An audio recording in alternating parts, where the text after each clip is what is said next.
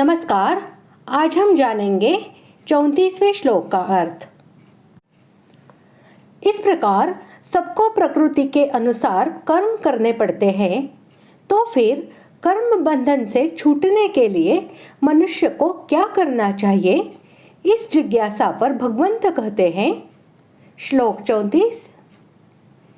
इंद्रियस्येन्द्रियस्यार्थे रागद्वेषौ व्यवस्थितौ तयोर्नवशमागच्छे तौ ह्यस्य परिपन्थिनौ। श्लोक का अर्थ, इंद्रिय के अर्थ में अर्थात प्रत्येक इंद्रिय के विषय में राग और द्वेष छिपे हुए स्थित है। मनुष्य को उन दोनों के वश में नहीं होना चाहिए, क्योंकि वे दोनों ही इसके कल्याण मार्ग में विघ्न करने वाले महान शत्रु हैं।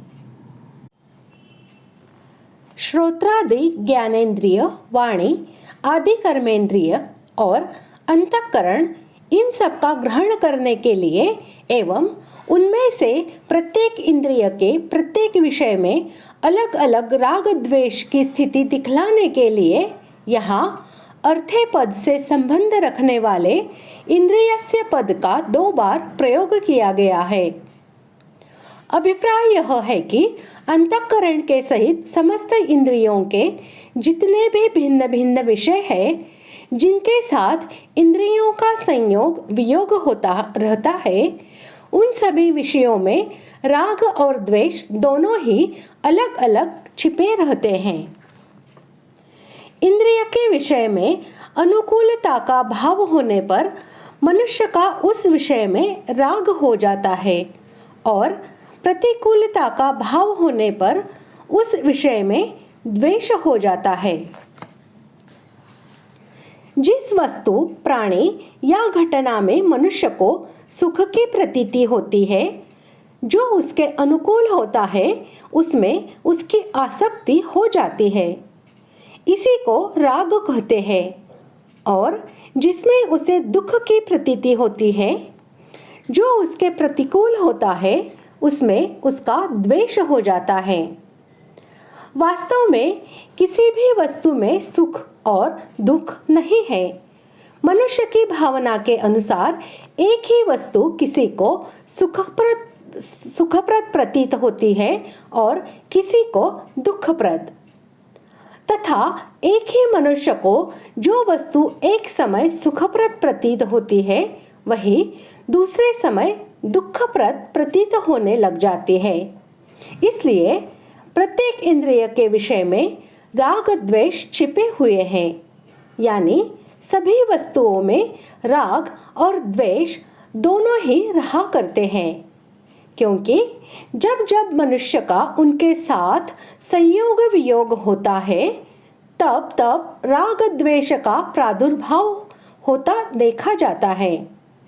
इसलिए शास्त्र विहित कर्तव्य कर्मों का आचरण करते हुए मन और इंद्रियों के साथ विषयों का संयोग वियोग होते समय किसी भी वस्तु, प्राणी, क्रिया या घटना में प्रिय और अप्रिय की भावना न करके सिद्धि असिद्धि, जय पराजय और लाभ हानि आदि में समभाव से युक्त रहना, तनिक भी हर्ष शोक न करना, यही राग द्वेष के वश में न होना है।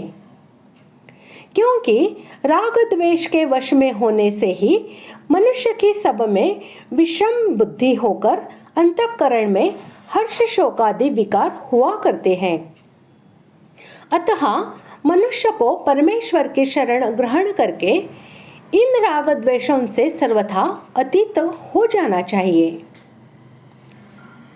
मनुष्य अज्ञानवश राग द्वेष इन दोनों के वश होकर विनाशशील भोगों को सुख के हेतु समझकर कल्याण मार्ग से भ्रष्ट हो जाता है।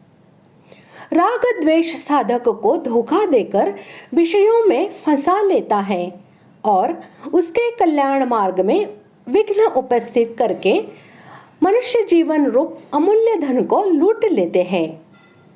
इस कारण वह मनुष्य जन्म के परम फल से वंचित रह जाता है और राग द्वेष के वश होकर विषय भोगों के लिए स्वधर्म का त्याग, परधर्म का ग्रहण या नाना प्रकार के निषिद्ध कर्मों का आचरण करता है।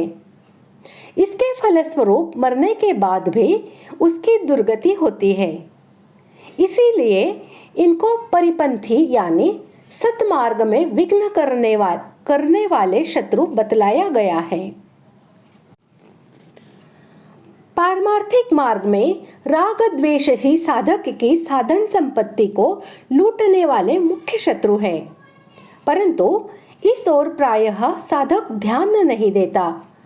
यही कारण है कि साधन करने पर भी साधक की जितनी आध्यात्मिक उन्नति होनी चाहिए उतनी होती नहीं। स्वाभाविक कर्मों का त्याग करना तो हाथ की बात नहीं है, पर उन कर्मों को राग द्वेष पूर्वक करना या न करना बिल्कुल हाथ की बात है। साधक जो कर सकता है वही करने के लिए भगवान आज्ञा देते हैं कि राग द्वेष युक्त स्फुरणा उत्पन्न होने पर भी उसके अनुसार कर्म मत करो, क्योंकि वे दोनों ही पारमार्थिक मार्ग के लुटेरे हैं। ऐसा करने में साधक स्वतंत्र है।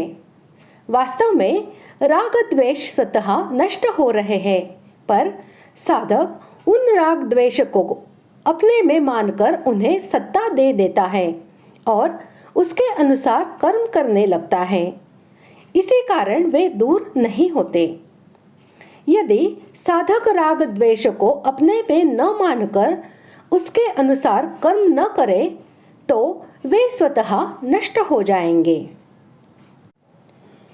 इस प्रकार आज हमने 34वें श्लोक का अर्थ जान लिया है।